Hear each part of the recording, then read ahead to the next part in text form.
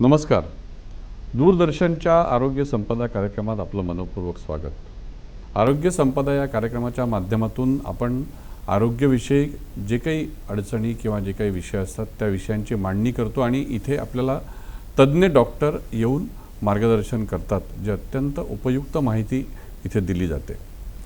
आपल्याला माहीत असेल की भारतामध्ये 3 प्रकारचे ऋतू असतात: हिवाळा, उन्हाळा आणि पावसाळा.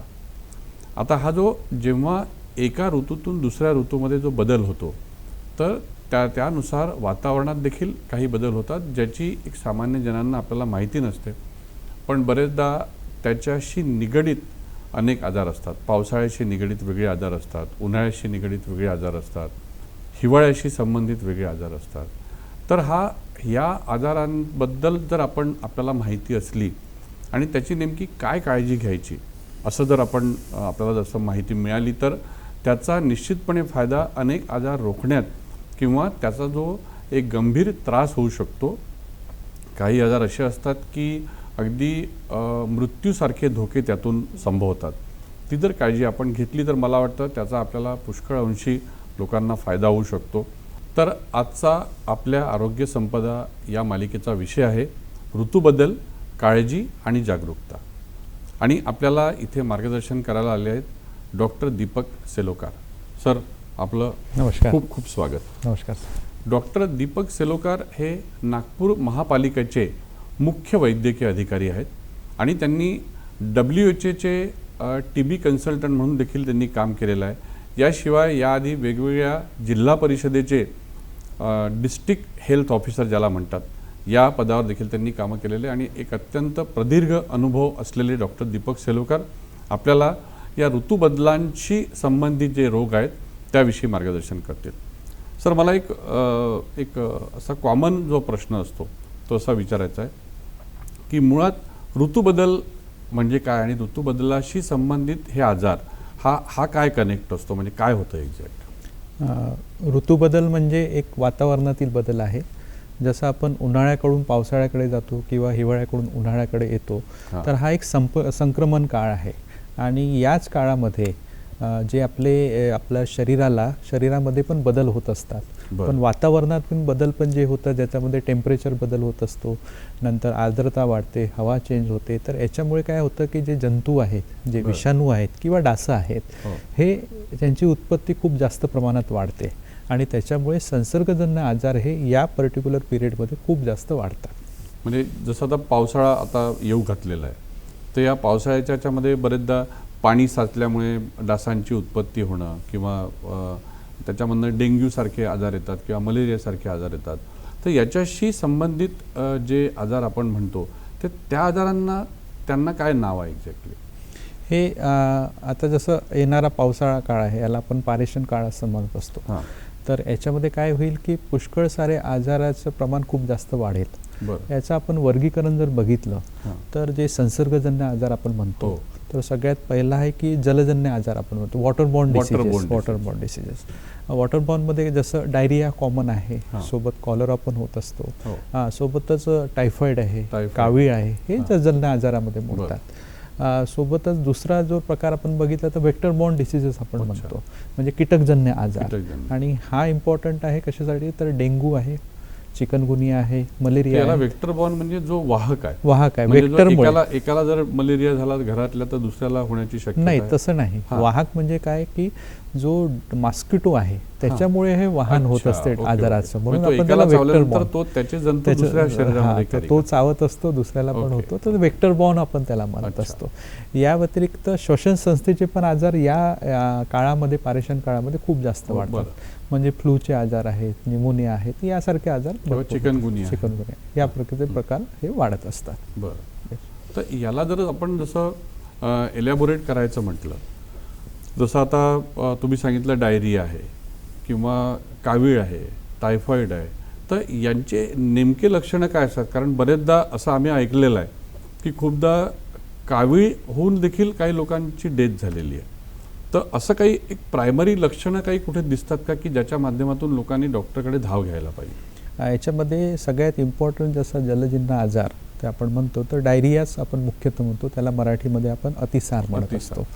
आणि अतिसारामध्ये वेगवेगळे कॉमन टाईप्स असतात. आणि अतिसार मुख्य कारणे जर बघायचं झालं तर आपण व्हायरल कॉजेस आहेत, बॅक्टेरियल कॉजेस आहे. जर व्हायरल कॉजेस आपण म्हटलं तर त्याच्यामध्ये आपलं रोटा व्हायरसमुळे डायरिया होत असतो, ॲस्ट्रो व्हायरसमुळे होत असतो, ॲडिनो व्हायरसमुळे असतात. आणि जे बॅक्टेरियल कॉजेस आहेत तर त्याच्यामध्ये ई कोलाई सगळ्यात जास्त कॉमन आहे, ज्याच्यामुळे डायरिया होत असतो. शिगेला आहे, साल्मोनेला आहे, याच्यामुळे पण डायरिया होतो. आणि काही पॅरासिटिकल, हे जे नावं सांगितले याला काय म्हणतात? हे आपले विषाणू आणि बॅक्टेरिया म्हणजे जंतू आणि विषाणू याच्यामुळे हे डायरिया होत असतो. ते कुठून शरीरात जातं? ते दूषित पाण्यामुळे आपल्या शरीरात जात असतात. तर डायरिया त्याच्यामुळे आपल्याला होत असतो. दूषित पाणी टाळायचं असेल तर काय करावं लागेल? दूषित पाणी टाळायचं झालं तर आपल्याला कसं करता येईल की आपण स्वच्छ पाणी आपल्या घरी जे येते, जे क्लोरिनेटेड वॉटर आपण घेत असतो, ॲक्वागार्डचं पाणी आपण घेत असतो, किंवा हे जर सिस्टीम नसेल तर आपण उकळून गाळून पाणी पित असतो. पण डायरिया जर बघायचं झालं तर डायरिया असा पटकन होतं, म्हणजे त्याचे सिम्पटम्स खूप लवकर येतात. ओके. आणि याच्यात इम्पॉर्टंट जो फॅटल डिसीज आपण म्हणतो तो एक कॉलरा एक कॉमन टाईप आहे. जर कॉलरा झाला तर कॉलरा कसं आयडेंटिफाईड करायचं ते पण मी तुम्हाला सांगतो की याच्यामध्ये कॉलरा जो होतो की कंटिन्युअस त्याला 8 ते 10 वेळेस त्याला संडास लागतं, नंतर त्याला ओमिटिंग होत असतं. आणि राईस वॉटर स्टूल्स म्हणजे संडास जी आपल्या भारताचं पाणी जसं असतं त्या पद्धतीत त्याची संडास होत असते. पण कंटिन्युअस हा झाल्यामुळे काय होईल की त्याच्या शरीरातलं जे पाणी जे राहील ते कमी होऊन जाईल, त्याच्या शरीरातले एक क्षार कमी होऊन जाईल आणि याच्यामुळे कॉम्प्लिकेशन्स तयार होतात. आता कॉम्प्लिकेशन त्यामुळे ब्लड प्रेशर डाऊन होऊन जाईल आणि ब्लड प्रेशर डाऊन झाल्यामुळे तो शॉकमध्ये चालला जातो. तर कॉलरा हा एवढा होतो. आणि हा सुद्धा विब्रिओ कॉलरा नावाचा जो जंतू आहे त्याच्यामुळे हा होत असतो. तर हा कोणालाही होऊ शकतो, नॉट नेसेसरी की छोट्या बाळांनाच होईल किंवा मोठ्यांनाच होईल, पण हा कोणाला पण होऊ शकतो. म्हणजे डायरियाचाच हा प्रकार कॉलराचा एक होतो. या व्यतिरिक्त जे जलजन्य आजारामध्ये दुसरा आहे एक टायफॉईड, खूप इम्पॉर्टंट आजार आहे, ज्याला आपण मराठीमध्ये विषमज्वर म्हणत असतो. आणि याची म्हणजे जर इन्फेक्शन झालं तर त्याचे सिम्पटम्स जे येतात जवळजवळ 3 आठवडे लागतात. आजच नाही येत, 3 आठवड्यानंतर त्याचे सिम्पटम्स येतील. आणि याचे सिम्पटम्समध्ये एक ताप येतो, त्याला जेवायची इच्छा होत नाही, त्याला विकनेसेस येईल. आणि याचं जेव्हा आपण पल्स बघतो तर पल्स याची जेव्हा फीवर जेव्हा येतो तो पल्स नेहमी हाय असतं, तर याच्यामध्ये पल्स हे कमी असते, त्याला आपण ब्रॅडिकार्डिया म्हणत असतो. आणि टायफॉईड हा साल्मोनेला टायफी किंवा साल्मोनेला पॅराटायफी या जंतूमुळे होत असतो. तर हे 2-3 प्रकार जलजन्य आजारामध्ये मोडतात आपलं. पण याच्यामध्ये जसं तुम्ही सांगितलं की 3 आठवड्यानंतर त्याचं सगळे सिम्पटम्स यायला लागतात, तर त्याच्या आधी समजा म्हणजे तो तेवढा उशीर जो आहे तो उशीर ती बॉडी सस्टेन करू शकते का, किंवा त्याच्या आधी त्याला असं काही कळू शकतं का की 3 आठवड्याच्या आधी, की असं काही एक टेंटेटिव्ह की ज्याच्यामध्ये जे आपला विषमज्वर जो आहे की इन्क्युबेशन पिरियड जे आपण 3 आठवडे म्हणत आहे, इन्क्युबेशन पिरियड नंतर ते सिम्पटम्स येणं सुरू होतं. पण मॅलेज आहे त्याला, म्हणजे खायची इच्छा नाही होणं झालं, विकनेसेस आहे, थोडं येणार, सुरुवात होऊन जाईल. पण आता कन्फर्मेटरी आहे की नाही त्याच्यासाठी आपल्याला रक्ताच्या तपासण्या पण करावं लागतील. विडाल टेस्ट आहे, रॅपिड टेस्ट आहे, ब्लड कल्चर आहे, ह्या तपासण्या करून घ्यायच्या. आणि डॉक्टरांतर्फे तपासण्या झाल्यानंतर त्याचं जे ट्रीटमेंट जे आहे, आपण जसं फ्लोरोक्विनोलन्स देत असतो किंवा दुसरे सेफॅलोस्पोरिन अँटीबायोटिक, ते घेतल्यावर हा पूर्णपणे आजार बरा होऊन जातो. ओके. म्हणजे टायफॉईडबद्दल मी सांगितलं. पण जसं आता डायरिया आहे, कॉलरा आहे, याच आजारामधले मोडणारे, तर बरेचदा काय होतं की जसं तुम्ही सांगितलं की वॉमिटिंग आहे किंवा लूज मोशन आहे, तर पुष्कळदा घरगुती काही उपाय लोक करतात. तर ते जे घरगुती उपाय असतात ते करायला पाहिजे की नको, किंवा एक प्रिकॉशनरी मेजर म्हणून घरून असं काही करता येतं का या अशा आजारांमध्ये, की म्हणजे जे मेडिकली प्रूव्हन आहे की जे त्यांना बरोबर त्याचा फायदा होईल? ऑब्वियसली बरोबर आहे, कारण डायरिया जो होत असतो तो लहान मुलामध्ये पण खूप जास्त सिव्हिअर प्रमाणात होत असतं. आपण जर बघूया तर जे 6 महिन्यानंतर जे बाळं मोठे होतात, जसं 6 महिन्यापर्यंत आपण ब्रेस्ट फीडिंग देत असतो, त्याच्यानंतर त्याला आपण विनिंग स्टार्ट करतो, म्हणजे त्याला बाहेरचं जेवण, बाहेरचं पाणी आपण सुरुवात करतो बाळांना. आणि ते जर दूषित असेल, पाणी असेल किंवा पोट दूषित असेल तर त्याला डायरिया होत असतो. आता आपण जे प्रोग्राम्स शासनातर्फे राबवतो तर त्याच्यामध्ये आम्ही हे सांगितलेलं आहे की एकतर प्रत्येक घरी आपण ORSचं पॅकेट पोचवून दिले पाहिजे.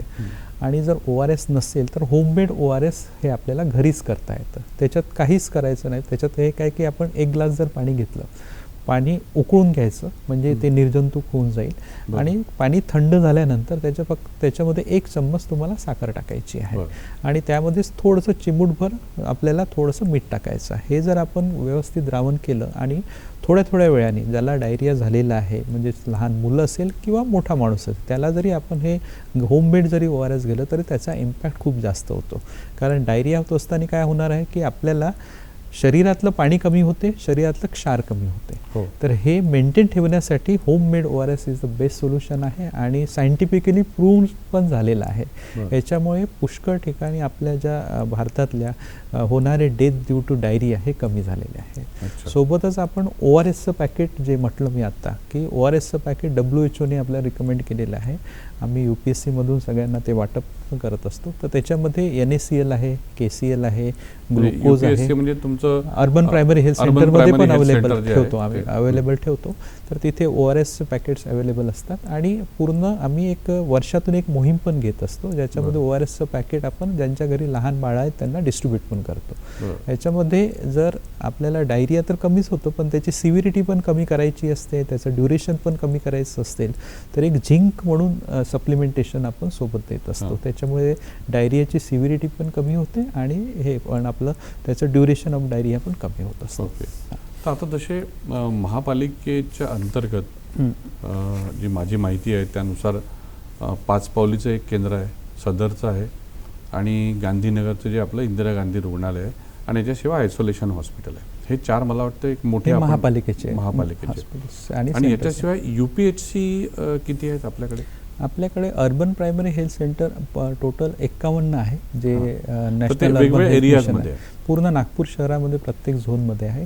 या व्यतिरिक्त आम्ही अर्बन हेल्थ वेलनेस सेंटर पण डेव्हलप केलेले आहेत. 102 हेल्थ वेलनेस सेंटर आतापर्यंत डेव्हलप झालेले आहेत आणि ते प्रत्येक स्लम पॉकेटमध्ये व्यतिरिक्त तर ते पण आम्ही जवळजवळ हे दोन्ही मिळून ऑलमोस्ट नागपूर सिटीचं स्लम पॉप्युलेशन पूर्ण कव्हर केलेलं आहे. म्हणजे साधारण हे ज्या प्रकारचे आजार तुम्ही सांगितले त्याची जर लगेच त्यांना एड पाहिजे असेल, मेडिकल एड, तर ती या सेंटर्सवर त्यांना उपलब्ध होऊ शकते. प्रत्येक सेंटर्सला आमचे ORS पॅकेट्स आहेत.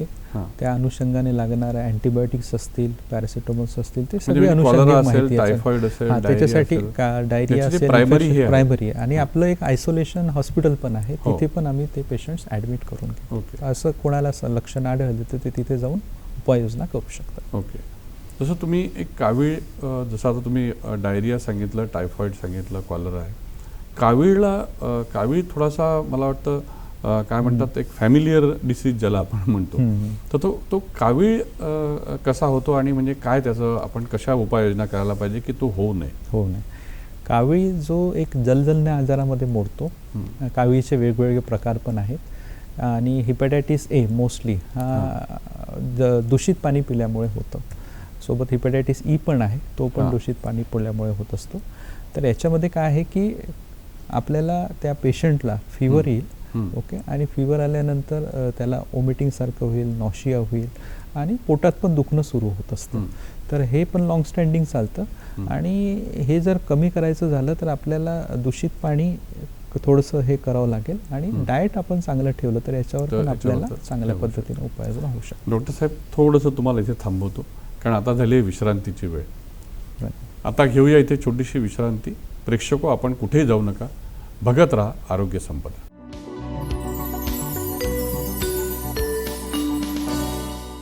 ब्रेक नंतर आपलं पुन्हा एकदा स्वागत आहे. आपण चर्चा करतोय डॉक्टर दीपक सेलोकर यांच्याशी. सर, एक तुम्ही जे आता वॉटरबोर्न डिसीजविषयी आपण बोललो आणि तर याच्यासोबत जे तुम्ही 3 प्रकार सांगितले होते पावसाळ्याच्या संदर्भातले, जसे वॉटरबोर्न आहे, व्हेक्टरबोर्न. तर व्हेक्टरबोर्नमध्ये जो वाहक ज्याला आपण म्हणतो तसं मलेरिया, डेंग्यू आणि चिकनगुनिया असे 3 आहेत त्याच्यामध्ये. याला थोडंसं एलॅबोरेट करून सांगा ना. म्हणजे मलेरिया नेमका, जसं काही याच्यात म्हणतात की डेंग्यूमध्ये ॲडिस नावाचा डास असतो, तो मला वाटतं सकाळ आणि संध्याकाळी असं काहीतरी चावतो. तर ते थोडंसं सांगतो. बरोबर आहे तुमचं म्हणणं. जेव्हाही आपण व्हेक्टर बॉर्नबद्दल डिस्कस करतो तर त्याच्यामध्ये कसं आहे की 3 टाईपचे आपल्याला मॉस्किटोज जे आहे त्याच्यामुळे हे होणारे 3 आजार आहेत.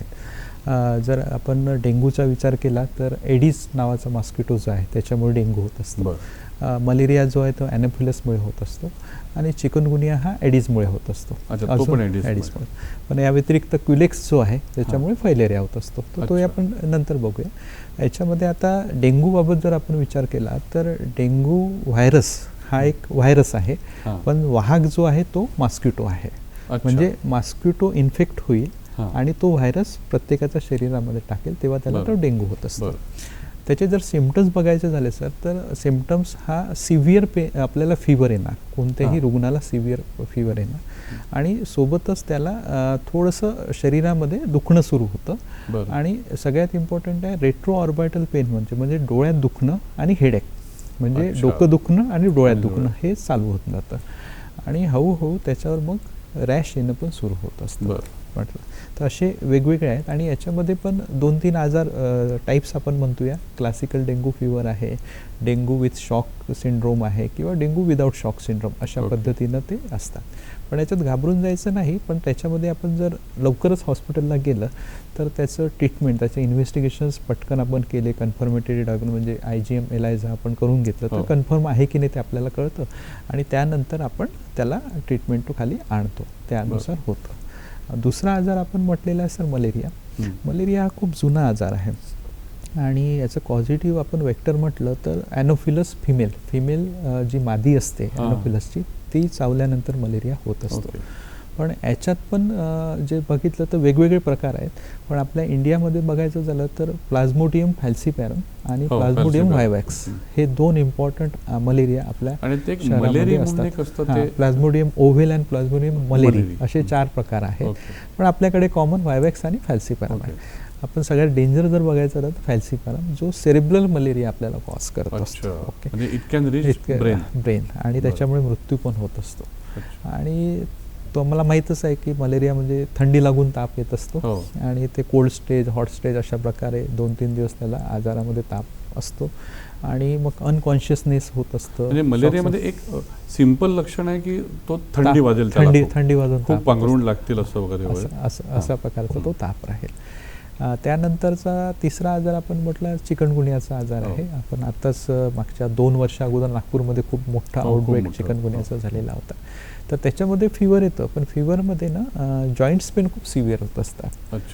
तर जॉईंट्स पेन आपले प्रत्येक शरीरात प्रत्येक जेवढे जॉईंट्स असते छोटे मेटाटार्सल मेटाकार्पलवाले तिथे पण पेन होतं आणि ते लॉंग स्टँडिंग असतं. ते असं 7 दिवसात तुमचं पेन जात नाही, ते 2-3 महिनेपर्यंत चालतं, पण फिवर असतं. अशा प्रकारे चिकनगुनिया हा आजार होत असतो. पण याच्यामध्ये जी मुळात जी काळजी घ्यायची असते म्हणजे जसं आता प्रशासनातर्फे काय उपाययोजना, आता जसं आता पावसाळा येतोय तर काय उपाययोजना एक्झॅक्टली प्रिकॉशनरी मेजर म्हणून केल्या जातात? तसं बघायचं झालं सर तर जेव्हा व्हेक्टर बॉर्न्स डिसीजबद्दल आपण बघतो तर त्याची लाईफ सायकल खूप इम्पॉर्टंट आहे कोणत्याही मॉस्किटोजची. तर लाईफ सायकल तुम्ही बघाल तर लाईफ सायकलमध्ये काय आहे की जनरली ॲडल्ट जो मॉस्किटो राहील तो एग्स देईल, एग्स नंतर त्याचा लार्वा होईल, लार्वानंतर प्युपा आणि पुन्हा ॲडल्ट. हे पूर्ण व्हायला जवळजवळ आपल्याला 8 दिवस लागतात, 8 ते 10 दिवसात. तर आम्ही सगळ्यात पहिले काय सांगतो की उपाययोजनामध्ये तुम्ही ड्राय डे पाळा. ड्राय डे पाळल्याने काय होईल की हे जे डासं आहेत तिन्ही रोगाचे मी सांगितलेले, तर जसा एडिस जो मॉस्किटो आहे तो आपल्या स्वच्छ पाण्यामध्ये अंडी देतो. आता स्वच्छ पाण्यामध्ये अंडी द्यायचं झालं तर आपल्याला माहिती आहे आपल्या घरी सध्या आता उन्हाळा आहे तर सगळ्या ठिकाणी कूलर्स आहेत, ओके, तिथे स्वच्छ पाणी असतं. तर तिथे तुम्ही बघाल की ही जी लाईफ सायकल मी सांगितली लार्वा पुपा, तुम्हाला मच्छरांचे जे लार्वा असतात ते तुमच्या कूलर्समध्ये आपल्याला मिळतात, ओके. तर ती लक्षात ठेवणं गरजेचं आहे. तर आपण जर मच्छरांची लाईफ सायकल आपण डिस्ट्रॉय केली तर मच्छराची पैदास होऊ शकत नाही. या अनुषंगाने पहिली उपाययोजना आपण ते ड्राय डे म्हणजे त्या अर्थाने 8 दिवस त्या दिवशी पाणी स्टोअर करून ठेवू नका. Dry day in the sense पाणी स्टोअर. आता तुम्ही जर माठामध्ये पाणी ठेवलं असेल, कूलरमध्ये पाणी असेल किंवा अजून ते फेकून द्यायचं, त्याला ड्राय करून घ्यायचं, मग पुन्हा त्याला वापरायचं. हा आम्ही सगळीकडे असा मेसेज देत असतो, तो इम्पॉर्टंट आहे. दुसरा आपण विचार केला की महानगरपालिकेतर्फे काही कंट्रोल ॲक्टिव्हिटीज पण आमच्यातर्फे होत असतात. तर त्याच्यामध्ये इम्पॉर्टंट आहे की आपण जे फॉगिंग म्हणतो, फॉगिंग मशीन्स आहे आपल्याला माहिती आहे. तर फॉगिंगमध्ये आम्ही प्रत्येक यावेळेस असं केलं होतं की झोन निहाय टाईम टेबल बनवून देतो. तर आमच्या फॉगिंगच्या गाड्या सगळीकडे जातात. तर it is measures against adult mosquito, म्हणजे हे आपल्या लार्वासाठी कामात नाही येणार, तर ॲडल्ट मॉस्किटो पळून जाण्यासाठी त्याचा फॉगिंगचा होत असतो. म्हणजे लार्वासाठी यूज करायचं झालं तर अजून एक आहे सर, आपण स्प्रेइंग करत असतो. पुष्कळ ठिकाणी काय होतं की गढूळ पाणी असेल किंवा पाणी जिथं जमलेलं असेल तिथे आपण स्प्रे करत असतो. तो आपल्या ऑइल जे आपल्याकडे आहे मॉस्किटो लार्विसायडल ऑइल जे DDT आहे की आपण मोस्टली ॲबेट वगैरे यूज करतो त्याच्यामध्ये, आणि MLO ऑइल पण आपल्यामध्ये त्याचे यूज करतो. मॉस्किटो लार्विसायडल ऑइल काय करणार की त्याचे जे लार्वा असतात, एक जर पाण्यावर तुम्ही ऑइल ची लेअर आली तर लार्वाला ऑक्सिजन मिळत नाही आणि लार्वा सगळेचे सगळे मरतात. म्हणजे मॉस्किटोची सायकलच ती जी डेन्सिटी वाढणार होती तीच आपल्याला कमी करण्यासाठी मदत होते.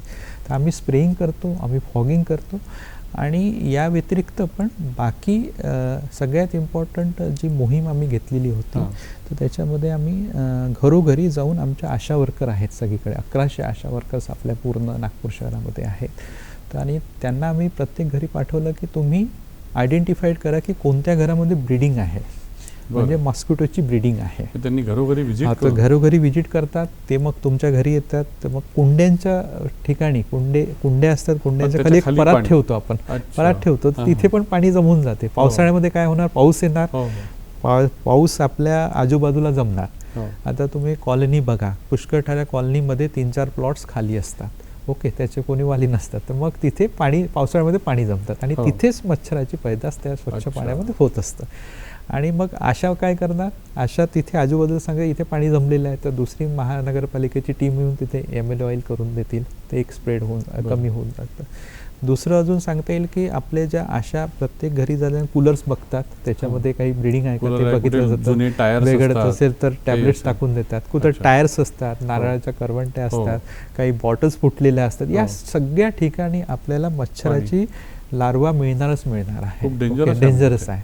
पण हे आपल्या लक्षातच येत नाही. आपल्याला वाटतं की आपल्यापर्यंत मच्छर कसे काही होऊन झाले. आपण तुम्ही 5th फ्लोअरवर राहा, 4th फ्लोअरवर राहा, तिथे पण हे मच्छराची पैदास, कारण झाडं आपण घरी लावतो, कुंड्या लावतो, कसे का जातात तिथे, तर हे आपल्यालाच माहिती ना. पुष्कळ ठिकाणी हे अवेअरनेसच नसते की याच्यामुळेच मच्छर होतात म्हणून.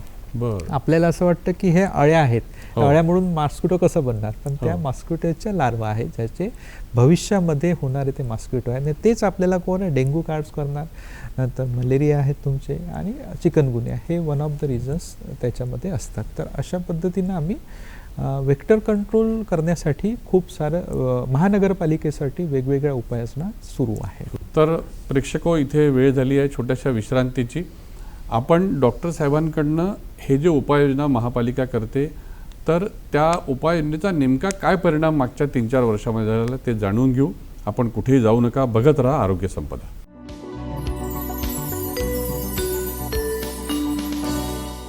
ब्रेक नंतर आपलं पुन्हा एकदा स्वागत आहे. आपण बघतोय आरोग्य संपदा, आणि आजचा आपला विषय आहे ऋतूबदल, काळजी आणि जागरूकता. आणि आपल्याला मार्गदर्शन करायला इथे आपल्या स्टुडिओत आले आहेत डॉक्टर दीपक सेलोकर. डॉक्टर दीपक सेलोकर हे नागपूर महापालिकेत मुख्य वैद्यकीय अधिकारी म्हणून कार्यरत आहेत. सेलोकर सर, आपण जे सांगत होता की ज्या प्रकारे आशा वर्कर घरोघरी व्हिजिट करतात, कूलरची पाहणी करतात, टायरमध्ये पाणी आहे का किंवा कुठल्या बाटल्यांमध्ये कुठे पडलेलं आहे का, तर याचा हा जो एक ॲग्रेसिव्ह तुम्ही लोकांनी कॅम्पेन केलं, याचा काही परिणाम झाला का, केसेस कमी झाल्या का? मागच्या आपण बघितलं असेल 2 वर्ष अगोदर नागपूर महानगरपालिकेमध्ये त्या एरियामध्ये चिकनगुन्याचे पुष्कळ केसेस होत्या. त्या अगोदरच्या 1-2 वर्षामध्ये डेंग्यूच्या भरपूर केसेस आलेल्या होत्या. आत्ताच थोड्या वेळा अगोदर सांगितल्याप्रमाणे कंट्रोल ॲक्टिव्हिटीवर आम्ही फोकस केलं. तर 7-8 मुद्द्यावर आम्ही व्यवस्थितपणे प्लॅनिंग केलेलं होतं. जसं आता मी बोललो की जसं ब्रीडिंग चेकर्स आहेत आमचे, ब्रीडिंग चेकर्स म्हणजे घरोघरी जाऊन ते ब्रीडिंग आहे की नाही ते चेक करतात, आणि आशा वर्कर पण आहेत, ते पण जाऊन चेक करतात. आणि आम्ही काय करायचं की याचं रोजच्या रोज रिपोर्टिंग घेणं सुरू केलं. बरं. आणि प्रभाग वाईज रिपोर्टिंग जे लागतं, झोन वाईज रिपोर्टिंग, प्रभाग वाईज रिपोर्टिंग, तर हे आम्हाला कळायला लागलं. ओके. त्याच्यातून आम्हाला हे लक्षात आलं की किती घरं त्या पर्टिक्युलर आशा वर्करनी केलेली आहेत, नंतर बिल्डिंग चेकर्सनी किती घरं आज केले आणि त्याच्यातली दूषित घरं किती मिळाले. याच्यावरून आम्हाला अंदाज आला की पुष्कळ ठिकाणी दूषित घरं जे रोजच्या रोज मिळायला लावले आणि ते मिळाल्यानंतर मग ते आम्ही डिस्ट्रॉय पण केले. तर याचा अर्थ झाला, जेव्हा आम्ही मागच्या वर्षी किंवा 2 वर्ष अगोदरचा डाटा आम्ही कम्पेअर करतो तर त्याच्यामध्ये sudden reduction of the cases झालेल्या दिसतात. जसं आता डेंग्यूच्या मला आठवते 23-24च्या याच्यामध्ये जवळजवळ संशयितीने म्हटलं तर 8,500च्या आसपास केसेस झालेल्या होत्या डेंग्यूच्या, त्यावेळेस हा भाग झालेला होता. नेक्स्ट इयरला आम्ही कंटिन्युअस प्लॅनिंग केल्यामुळे संशयित पण रुग्ण हे 500 ते 600च्या आसपास पोहोचलेले होते. म्हणजे एवढा ड्रास्टिक चेंज त्याच्यामध्ये केला. मला वाटतं डेथ ऑलमोस्ट डेथ तर नीलच झालेला, पण टोटल पॉझिटिव्ह केसेस आणि संशयित केसेस पण पुष्कळ कमी झालेले आहे. पुष्कळ sudden reduction, nearly 70%, more than 70 to 80% reduction of the cases झाले, म्हणजे बाय 70%. हा टोटल. दुसरा अजून चिकनगुनियाचा जो झालेला आउटब्रेक होतो त्यावर्षी अगोदरच्या वर्षी खूप जास्त झाल्या आणि ते उन्हाळ्यापासून म्हणजे मे महिन्यापासूनच, मेच्या एंडपासून ती सुरुवात झालेली होती चिकनगुनिया केसेसला आणि तो पूर्ण नागपुरात स्प्रेड झाला. पण नागपुरात जरी स्प्रेड झालं पण तो आम्ही स्प्रेडला कंटेनमेंट केलं, म्हणजे केसेस जास्त होऊ नये दिला आणि दुसऱ्या वर्षी खूप कमी केसेस आल्या. म्हणजे आता तर यावेळेस झालं की 2 डिजिट अराउंड 100च्या खालीच चिकनगुनियाच्या केसेस होत्या या वर्षीच्या. मोठा बदल, चांगला बदल. याच्यामध्ये काय की यंत्रणाने तर चांगलं सहकार्य केलंच, पण यंत्रणासोबतच एक आपल्याला आहे की माणसांचं म्हणजे पीपल पार्टिसिपेशन, पब्लिक पार्टिसिपेशन खूप इम्पॉर्टंट आहे. तर याच्यामध्ये आम्ही मीडियाचं म्हणजे आता तुमचे जे आशा वर्कर किंवा घरोघरी व्हिजिट करतात तर लोकांनी घरीच जर आपले कूलर बरोबर वेळेवर साफ करून ठेवले, ड्राय डे त्यांनी स्वतः जर पाळला तर मला वाटतं बराच बदल होऊ शकतो.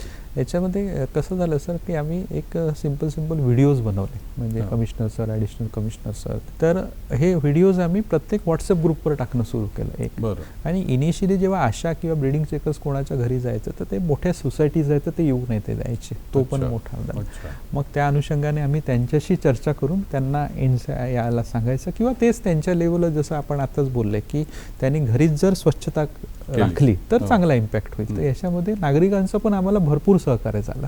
इनिशियली जर आम्ही बघितलं की पहिल्यांदा जेव्हा आशा जाते तर त्यांच्या घरी खूप सारं ब्रीडिंग मिळते, पण जेव्हा आम्ही सेकंड राऊंड घेतो, थर्ड राऊंड घेतो तर हळूहळू ब्रीडिंग पण कमी होतं आणि माणसांमध्ये येणारा तो बदल पण असतो की नाही आम्ही पण स्वतः बघितलं पाहिजे, थोडंसं केलं पाहिजे, तर आपल्यालाच याच्यासाठी. तर हा एक चांगला बदल आम्ही नागपूर महानगरपालिका अंतर्गत येणाऱ्या माणसांमध्ये बदल बघितलेला आहे आणि अपेक्षित आहे की यावर्षी पण याच पद्धतीने काम होईल. नाही, आता हळूहळू लोकांमध्ये जागरूकता येते, कारण लोकांना त्याचे फटके बसलेले आहेत. त्याच्यामुळे त्याचा ऑब्व्हियसली हा बदल जो आहे, म्हणजे महापालिकेला सहकार्य हा एक भाग आहे आणि स्वतःचं आरोग्य तो एक भाग चांगला आहे. एक तुम्ही मगाशी न्यूमोनियाचा उल्लेख केला होता, तर त्याच्याबद्दल थोडीशी माहिती द्या ना, म्हणजे ते काय त्याचे लक्षणं किंवा कसा होत होतो. आपण जेव्हा संसर्गजन्य आजाराबाबत बोलत होतो तर त्याच्यात एक श्वसन संस्थेशी निगडीत जे संसर्ग होत असतात त्याच्यापैकी 6 न्यूमोनिया आहे. आणि आपण जेव्हा इन्फंट मॉर्टॅलिटी रेट ओके किंवा चाइल्ड मॉर्टॅलिटी बघतो तर याच्यामध्ये जो प्रिव्हेंटेबल कॉज ऑफ डेथमध्ये हा सगळ्यात इम्पॉर्टंट डिसीज आहे. म्हणजे न्यूमोनिया असा आजार आहे जर याच्यावर आपण लक्ष दिलं तर ह्या मॉर्टॅलिटी ज्या आहेत म्हणजे मृत्यूपर्यंतचं प्रमाण हा पुष्कळ सारे कमी होत असतं. तर याच्यामध्ये आपण गव्हर्नमेंट ऑफ इंडिया महाराष्ट्रातर्फे वारंवार आम्ही याचं ट्रेनिंग पण घेतलेलं आहे आणि न्यूमोनिया कसं कमी करता येईल. आता न्यूमोनिया होतो त्याच्यामध्ये आयडेंटिफाईड कसं करायचं, म्हणजे अशा लेवलनी कसं आयडेंटिफाईड करायचं ते आम्ही शिकवलं जातं. न्यूमोनियामध्ये काय होणार की त्याला श्वास घ्यायला त्रास होतो, त्याला ताप येतो, त्याला सर्दी खोकला होतं आणि it reflects towards the serious complications असं ते जात असतं. ओके. आणि मग त्याच्यामध्ये बघायचं झालं तर लहान मुलांपासून म्हणजे जे छोटं बाळ आहे तो अप टू 1 इयर आहे, मोर दॅन 1 इयर्स आहे, यांच्यामध्ये याचं प्रमाण जास्त मिळतं. मग अशी बोललोच की न्यूमोनिया वातावरणातील बदलामुळे हा विषय येतो, बरोबर आहे. तर जसं पावसाळा लागला ओके पाणी साचलेलं असतं आणि मग जंतू आहेत, विषाणू आहेत, यांचं मल्टिप्लिकेशन पण जास्त होईल, त्याच्यामुळे न्यूमोनिया होईल. ओके.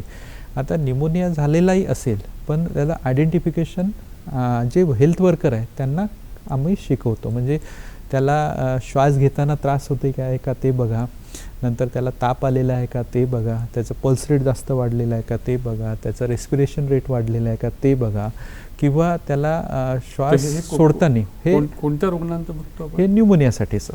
न्यूमोनिया ज्याला झालेला असेल, जर आता एखाद्याला थोडासा सर्दी ताप सर्दी खोकला वगैरे आहे तसे घेऊन लहान बाळं येतील किंवा हे येतील, पुष्कळ वेळेस कसं होतं की आशा जी वर्कर जी आहे ती घरोघरी जात असते, तर तिला कसं आयडेंटिफाईड करायचं त्या पद्धतीचं आम्ही ट्रेनिंग देत असतो. तर मग त्याच्यामध्ये कसं आहे की न्यूमोनियाचे पण वेगवेगळे प्रकार आम्ही बनवून दिले म्हणजे आहेत. त्याच्यामध्ये एक व्हेरी सिव्हिअर न्यूमोनिया असतो, सिव्हिअर न्यूमोनिया असतो, फक्त न्यूमोनिया असतो किंवा नो डिसीजेस असतो असं आहे. सारी पण त्याच्यामधला एक प्रकार असतो का? सारी म्हणजे severe acute respiratory track infection सारखं आहे ते, तर तो एक वन ऑफ द पार्ट त्याचं म्हणता येईल. ओके, पण न्यूमोनिया हा कॉमन डिसीज आहे. ओके, ओव्हर क्राउडिंग मध्ये जास्त आहे आणि पुअर जिथे आपल्याला स्लम पॉप्युलेशन आहे तिथे जास्त मिळत असतं, पुअर हायजीन कंडिशन्स मध्ये हे जास्त होत असतात, किंवा जिथे एकाच घरी 7-7 जण 8-8 जण ओव्हर क्राउडिंग आहे तिथे पण हे होण्याचे चान्सेस जास्त असतात.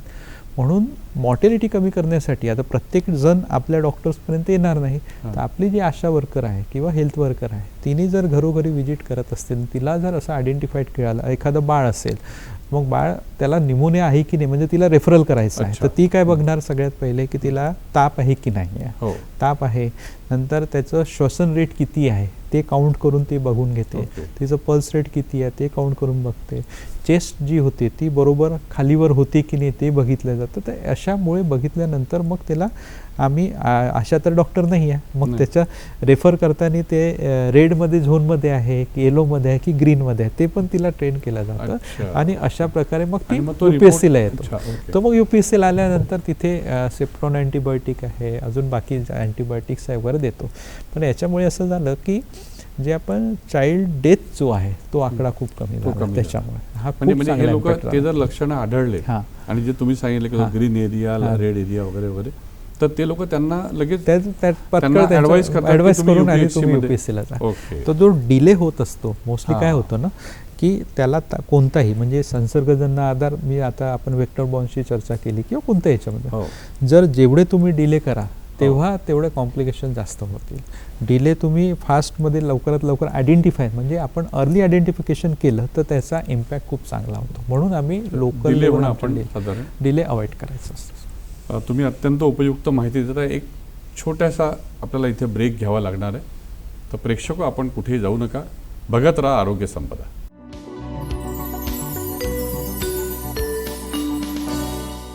विश्रांतीनंतर आपलं पुन्हा एकदा स्वागत आहे. तर डॉक्टर साहेब, एक जो तुम्ही जे आत्ता सांगितलं वेगवेगळ्या आजारांविषयी माहिती, तर मला आठवतं लहानपणी आम्हाला शाळेमध्ये कॉलरा किंवा टायफॉईड किंवा यांचं एक इंजेक्शन, आम्हाला त्यावेळेस इंजेक्शन माहिती होतं, तर इंजेक्शन देण्यासाठी महापालिकेची टीम यायची. तर ती मला वाटतं लस होती, ते लसीकरण सारखं होतं ते.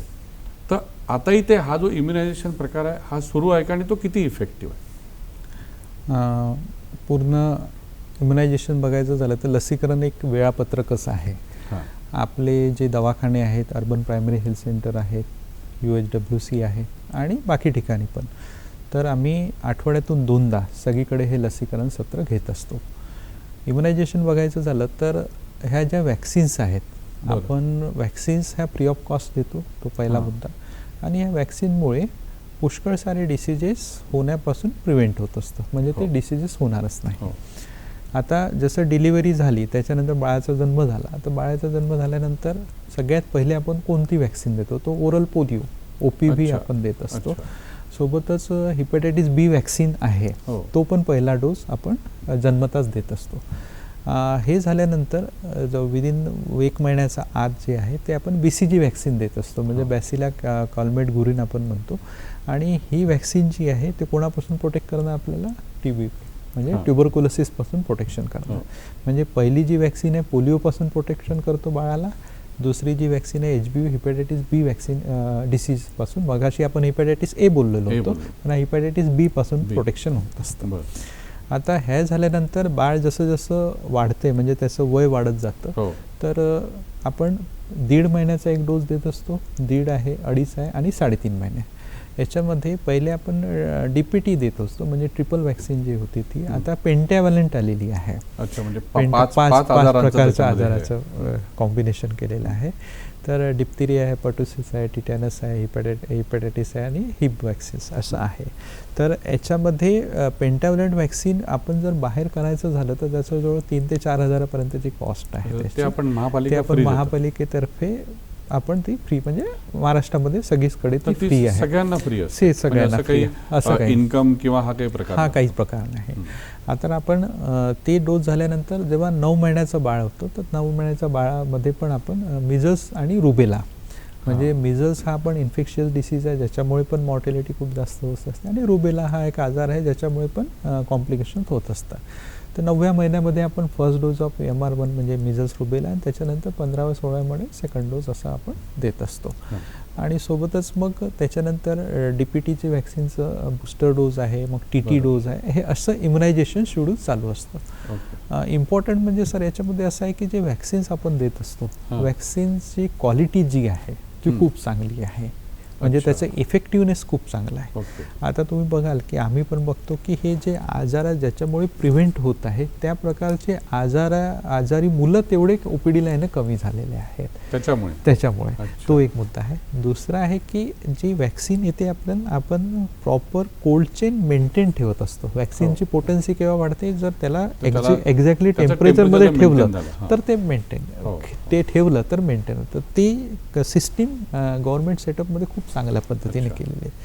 तिसरा महत्त्वाचा मुद्दा आहे की ते लस टोचक जे आहे, म्हणजे जे लस लावणारे आहेत ते खूप चांगल्या पद्धतीने लस टोचतात, आणि त्याच्यामुळे जे AEFI आपण म्हणतो, acute adverse event following immunisation, ते पण खूप कमी झालेलं आहे. टोचताना त्रास होणार आणि काही रिॲक्शन पण आलं तर ते समजावलं जातात. आणि आशांचा रोल पण याच्यात खूप महत्त्वाचा आहे. आम्ही जसं आता ड्यू येणार आहे, जसं 1.5 महिन्याचं बाळ आहे, तर त्याचा सेकंड डोस 2.5 महिन्याचा या तारखेला येणार आहे, तर आशा ते घरोघरी जाऊन त्यांना बोलवून घेऊन येते आणि त्यांच्याकडे लसीकरण करून घेते. तर याच्यामुळे मला सांगायला हे होईल की यावेळेस आम्ही जवळजवळ 100% जे टार्गेट होतं ते अचीव केलेलं आहे. त्याचा खूप चांगला इम्पॅक्ट होतो, आणि मला चांगलं वाटतं की आपण ॲटलिस्ट 1.5 वर्षापर्यंतचे बाळं जे असतील किंवा 4 ते 5 वर्षापर्यंतचे बाळ, सगळ्यांचं इम्युनायझेशन कंप्लीट करण्याचा आमचा प्रयत्न आहे. आणि आपण जे संसर्गजन्य आजार जे असतील ते प्रिव्हेंट करण्यासाठी इम्युनायझेशन खूप इफेक्टिव्ह आहे. तर माझं तर सगळ्यांना आव्हानच राहील की ॲटलिस्ट जवळचे जेवढेही सेंटर्स असतील तर आपल्या बाळांना हे इम्युनायझेशन द्या. हेच आमचं गव्हर्नमेंट शेड्यूल झालं. याच्यामध्ये रोटाव्हायरस पण आपण ॲड केलेला आहे, पण जेही आपल्या नागपूरला नाही आहे, जपानीज एन्सेफलायटिस, तो पण इन्फेक्शियस डिसीज आजार आहे, पण बाकी ग्रामीणला वगैरे ग्रामीणमध्ये होतं ते आहेत. आणि या व्यतिरिक्त पण प्रायव्हेट पिडियाट्रिशियन जो आपले आहेत तर ते पण काही फ्लूची वॅक्सिन पण देत असतात, नंतर टायफॉइडची वॅक्सिन्स पण आहे. पण या पण प्रत्येकाच्यावर आजाराच्या वॅक्सिन्स आहेत, त्या पद्धतीने देतात. म्हणजे वॅक्सिन शिवाय जे पाण्याचे नमुने घेणं हा पण एक तो एक हे काय पाण्याच्या नमुनेचं सांगायचं झालं की मगाशी आपण बोललो की जलजन्य आजाराबद्दल आपलं डिस्कशन सुरू होतं. तर याच्यामध्ये जसं आता आम्हाला मध्ये मानकापूरमध्ये एक आलेलं होतं की तिथे पुष्कळ सारे याचे केसेस आहेत, म्हणजे जलजन्य आजाराचे केसेस आपल्याला हेपॅटायटिसचे मिळालेले आहेत. मग आम्ही काय केलं की तिथे जो आजार जो होतो दूषित पाण्यामुळेच होतं. तर पावसाळ्यात पाणी साचलं किंवा कंटॅमिनेशन कुठेतरी झालेलं असेल तर त्यामुळे दूषित झालं. तर दूषित झालं म्हणजे काय, तिथे बॅक्टेरिया आलेले असेल किंवा E. किंवा अजून ऑर्गॅनिझम्स तिथे मिळालेले असतील. तर आपण ते पाणी घेतो आणि आपली जी रिजनल पब्लिक लॅब आहे तिथे ते पाणी नमुने पाठवून देतो, आणि ते पाणी नमुने योग्य आहे की अयोग्य आहे, म्हणजे पिण्यास योग्य आहे की नाही ते आपण तपासतो. जर पिण्यास योग्य असेल तर आपण ते प्यायला लावतो, नाही तर मग त्याचं क्लोरिनेशन बरोबर झालं की नाही ते पण तपासतो, आणि त्या अनुषंगाने त्याला दुसरं पाणी म्हणजे पिण्यालायक पाणी उपलब्ध करून देतो. तर असे पाण्याचे नमुने पण आपण रेग्युलरली म्हणजे OCW तर्फे आपल्याकडे जो टॅप वॉटर म्हणून येतो तर त्या अनुषंगाने क्लोरिनेटेड वॉटर आहे की नाही ते तपासल्यानंतर आपल्यापर्यंत पाणी येत असतं. पावसाळ्यातच चालतं की नाही, हे वर्षभर चालत असतं. आणि जिथे जिथे आउटब्रेक होतात, इपिडेमिक होतात, तिथे आपण मग ॲडिशनल पाण्याचे नमुने घेत असतो, आणि त्याच्यानुसार मग तिथल्या रहिवाशांना तशा आपण सूचना देत असतो. आणि मला एक असं एक विचार, आपण जसं ऋतूबदल हा एक आपला विषय आपण आज घेतलेला आहे, तर ऋतूबदलाच्या अनुषंगाने आता पावसाळा गेल्यानंतर हिवाळा येऊ घातलेला आहे.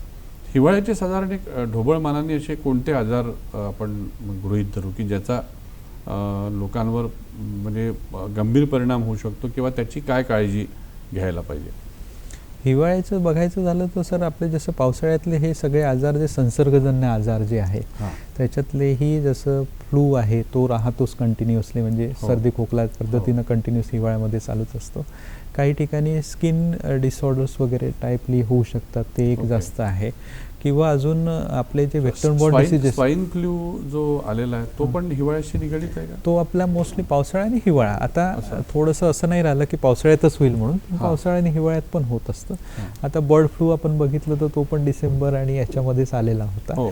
तर असे पण आजार जे आहेत ते आता ट्रान्समिशन जरी कॉमन जरी इथे असलं पण काही आजार जे आहे जसं डायरिया पण आपण जरी उन्हाळ्यात जर कॉमन जरी असलं पण नॉट नेसेसरी, कधी कधी आम्हालाकडे कॉलराच्या केसेस हिवाळ्यात पण येऊन गेलेल्या, डायरियाच्या केसेस अशा पण आलेल्या. तर अशा पद्धतीनं पण येतं. पण संक्रमण काळ की हा जो सगळ्यात जास्त जो होतो तो पारेषण काळामध्ये होतो, म्हणजे आपला पावसाळ्यामध्ये होतो. आणि बाकी आजार जे आहेत ते तेवढे नाही होणार, पण त्याच पद्धतीचे आजार आपल्याला हिवाळ्यात पण त्याच पद्धतीने मिळत असतात. पण जसं सर्दी खोकला किंवा त्याच्या अनुषंगाने जसं अस्थमा सारखा आजार आहे श्वसनाशी निगडीत की जो खूप लोकांना विंटरमध्ये अस्थमाचा आजार हा बळावतो, म्हणजे जास्त होतो. कारण की टेम्परेचर डाऊन झाल्यामुळे त्यांना रिस्ट्रिक्शन म्हणजे लंग्समध्ये ऑक्सिजन जायला त्रास होत असल्यामुळे श्वसनाचे आजार आपण जे ब्रॉन्कियल अस्थमा म्हणतो तो ॲग्रिवेट होत असतो हिवाळ्यामध्ये ॲग्रिवेट होत असतो. डॉक्टर साहेब थोडंसं तुम्हाला जे थांबवतो कारण इथे वेळ झाली आहे छोट्याशा विश्रांतीची. प्रेक्षक कुठे जाऊ नका, बघत राहा आरोग्य संपदा.